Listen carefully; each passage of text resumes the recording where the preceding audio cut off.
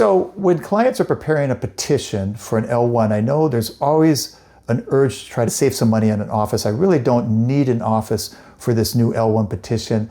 How about if I just avoid renting any space? My response to that is, good luck, go ahead with it, but you're gonna get a denial. Hey everybody, my name's Charles Raether. For nearly 20 years, we've been helping people such as yourselves prepare strategies and effective immigration plans for coming to the US.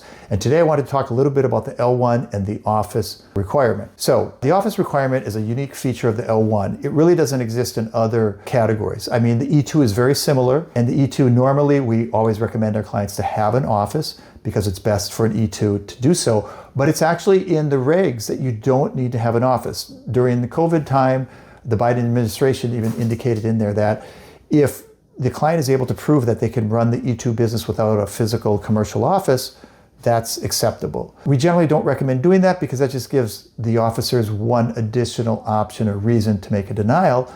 But nonetheless, that option does exist here, and we have had clients, E-2 clients without a physical office space that got approved. For L1, you can't use your home office for an L1. Doesn't matter if you live in a 5,000 square foot mansion. They're gonna wanna see your office space for the L1. They want to see the interior, they want to see photographs of the hallway, the main exterior. You might be asking, why would they want photographs of the hallway? Well, they also want to make sure this is just not some Photoshop little office that you're showing. They want to see that inside the office, where the desks are, where the working spaces are, if it's a production facility, where all this production is going to take place. They want to see a photograph from the main hallway to make sure, hey, this is really a legit office, like if there's going to be a door and there's a little plaque on there that says, ABC Company Incorporated. They've even demanded that we provide photographs, in the main lobby where there's the tableau or the directory of all the businesses in that building. And so they can see in Suite 301 is ABC Incorporated. It's almost surprising to what degree they will go to check that you actually have an office there and actually are using it as intended for the L1 purposes.